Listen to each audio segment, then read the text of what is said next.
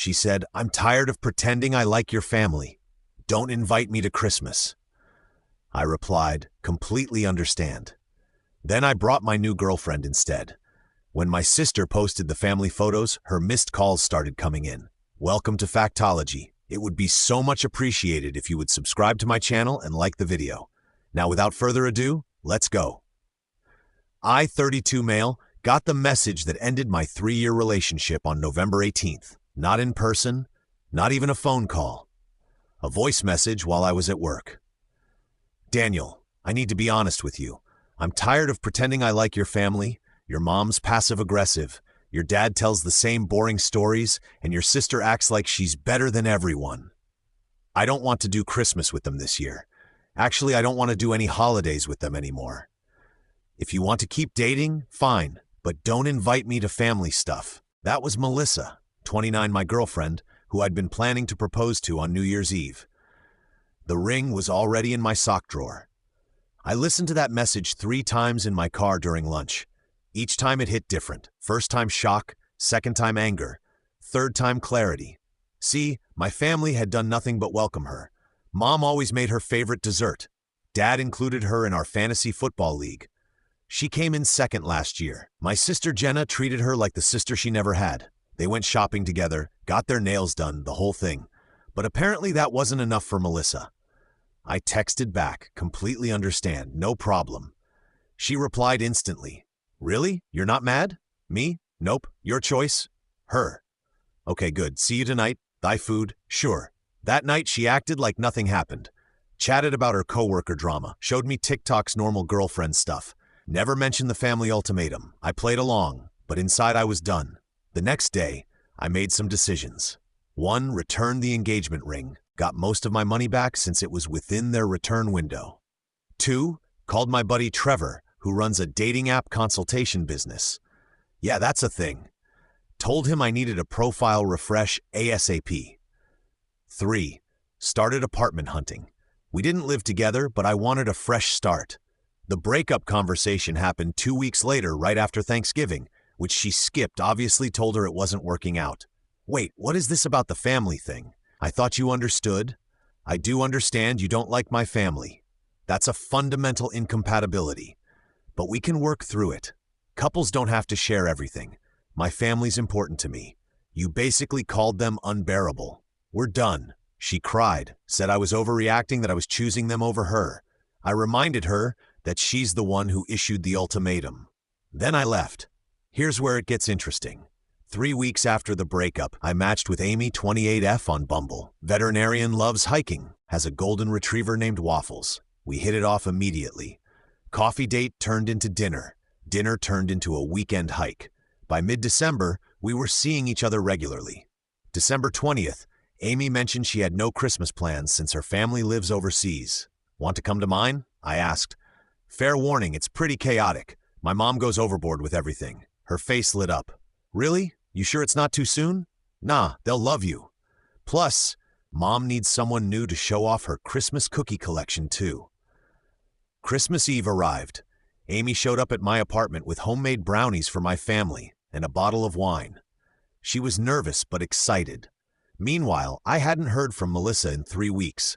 Complete radio silence.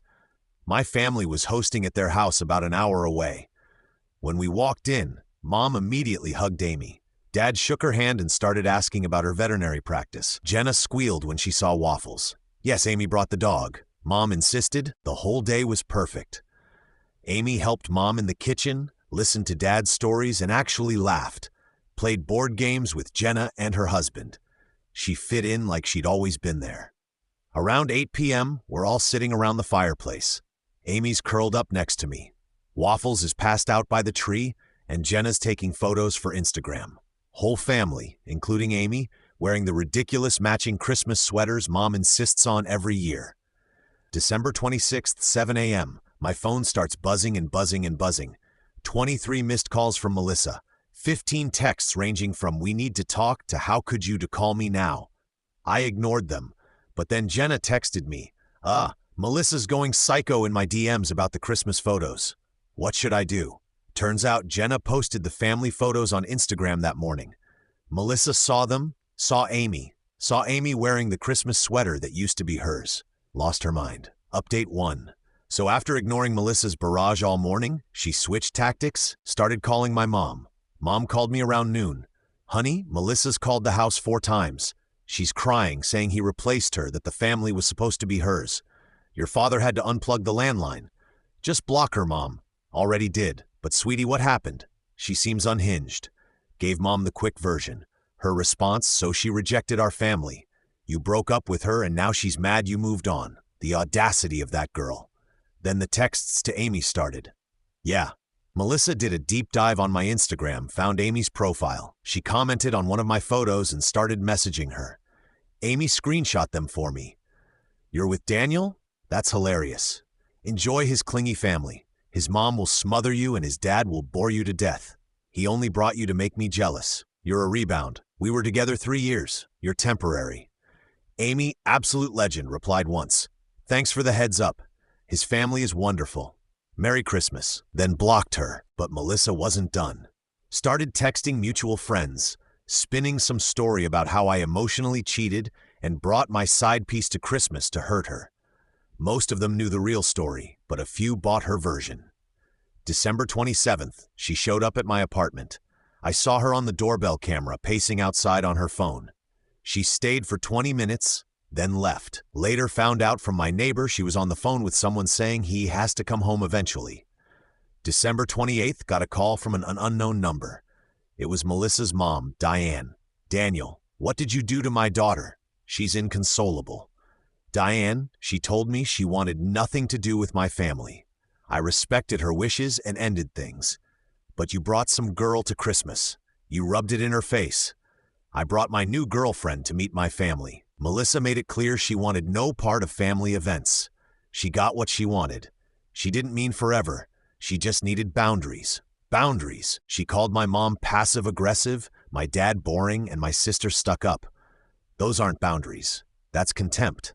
Diane huffed. She's talking about calling your work. Says you emotionally abused her. Good luck with that. I have her voice message saved where she trashes my entire family. Pretty sure HR would find that interesting. Silence. Then you saved it. Of course I did. She hung up. Update 2. New Year's Eve. The night I originally planned to propose to Melissa. Instead, I'm at a house party with Amy. Actually having fun instead of walking on eggshells like I used to with Melissa. Around 11 p.m., Amy goes to get a drinks. My phone buzzes.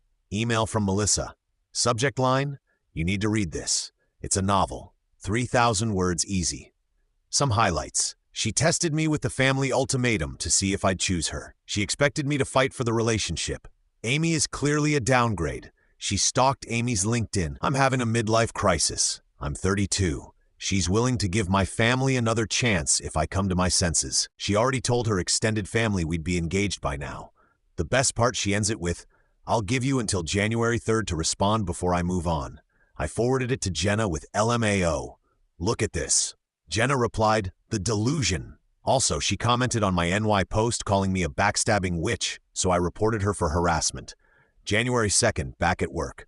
My coworker Keith pulls me aside. Yo, did you date a girl named Melissa? Unfortunately, why? She connected with me on LinkedIn.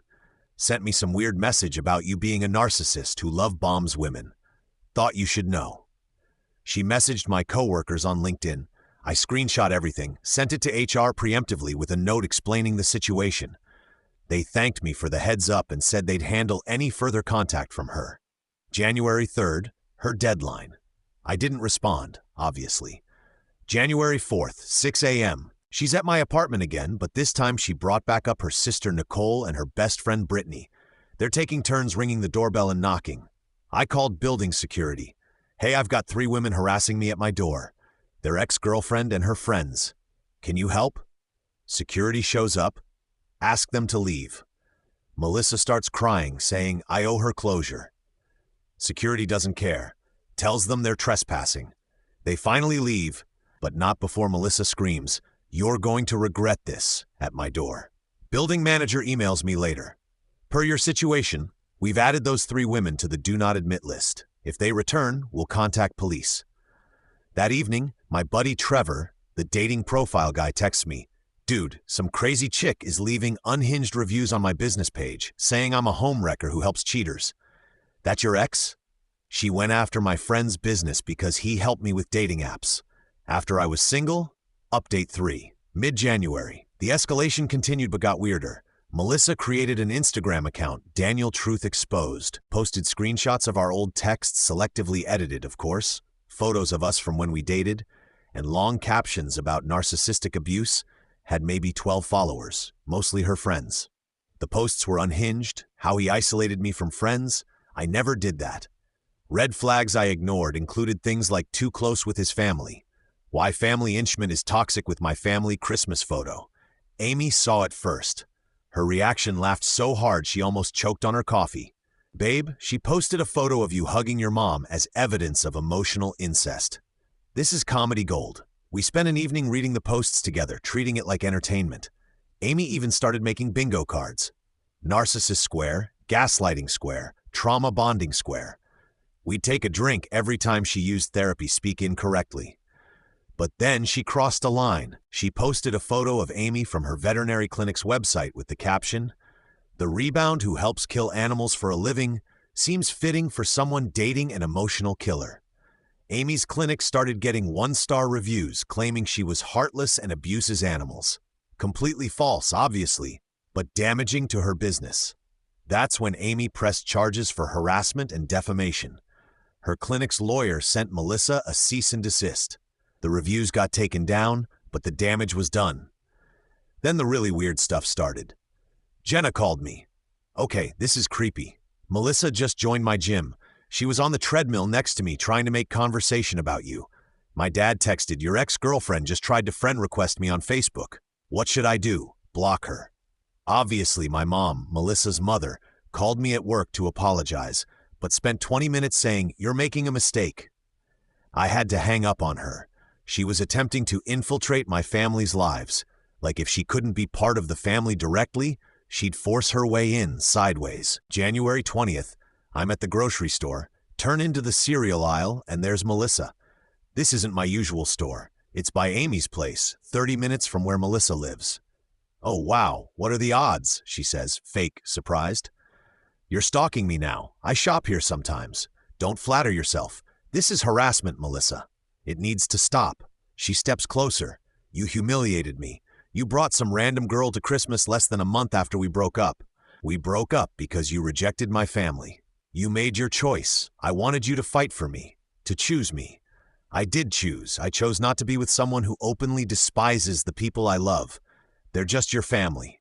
I was going to be your wife. Thank God that didn't happen." She actually gasped like full melodrama. Then her face went cold. "You'll regret this when she realizes what a mama's boy you are. When your precious family shows their true colors, you'll come crawling back. I'll take my chances." Security footage helped me get a restraining order the next week. Final update. It's been 6 months since Christmas. Here's where everyone ended up. The restraining order shut down most of Melissa's direct harassment. She violated it once in February, showed up at my mom's book club, got arrested, spent a night in jail. That seemed to finally get through to her. Her Instagram hate account got banned after multiple reports. She made another one, but it only lasted a week before that got banned too. The LinkedIn messages to my coworkers backfired spectacularly. Turns out one of them knew Melissa's boss. Word got back that she was spending work hours harassing her ex's professional contacts. She got put on a performance plan. Last I heard, she'd quit before they could fire her. Her mom, Diane, reached out once more in March, asking me to drop the restraining order because it was affecting Melissa's job prospects. I politely declined. She called me heartless. I was okay with that.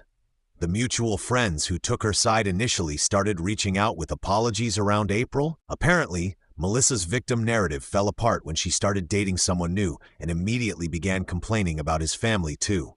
Pattern recognized. Now the good stuff. Amy and I are still together. She's met my extended family at Easter, survived Mom's birthday party, and even helped Dad rebuild his deck. She sends my mom funny veterinary memes. They text more than we do. Jenna and Amy became legitimate friends. They have a monthly brunch thing that I'm explicitly not invited to. I'm pretty sure they talk about me, but I'm afraid to ask. Plot twist. My mom ran into Diane at the mall in May. Diane apologized for everything. Apparently, Melissa was now dating some guy named Brad and had given his family an ultimatum about their toxic positivity. After dating for 2 months, Diane finally realized the problem wasn't my family. The best part, Amy and I were looking at old photos last week, and she found one from Christmas, the one where she's wearing the matching sweater, laughing at one of Dad's stories. You know, she said, "I'm really glad your ex showed you who she was before you proposed." I pulled up my phone and showed her the screenshot of Melissa's original voice message, the one where she called my family unbearable. Want to know something funny? I said, "This message was the best thing that ever happened to me." Amy read it, shook her head. Her loss. Your family is amazing. Weird, but amazing. Yeah, they are. Plus, she grinned. Your mom already told me she's knitting me my own Christmas sweater for this year. I'm officially in. That's the thing about ultimatums. When someone makes you choose between them and the people who've loved you your whole life, they're telling you exactly who they are. Melissa thought she was testing my loyalty to her. Instead, she revealed her contempt for the people I care about. She wanted me to fight for her. Nah, I saved my energy for someone who didn't need to be convinced to like my family. Someone who saw their quirks as features, not bugs. Melissa's probably somewhere telling Brad's family why they're problematic. Meanwhile, I'm planning a camping trip with Amy, my parents, and Jenna's family for August. Amy's already bought matching hiking shirts for everyone. My mom cried happy tears when she saw them.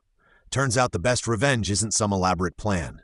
It's just living your life with people who appreciate what you have, instead of demanding you sacrifice it for them. Oh, and Melissa, if you're reading this and knowing you, you probably are. Brad's mom called my mom last week. Something about getting advice on dealing with a difficult girlfriend. Small world, huh?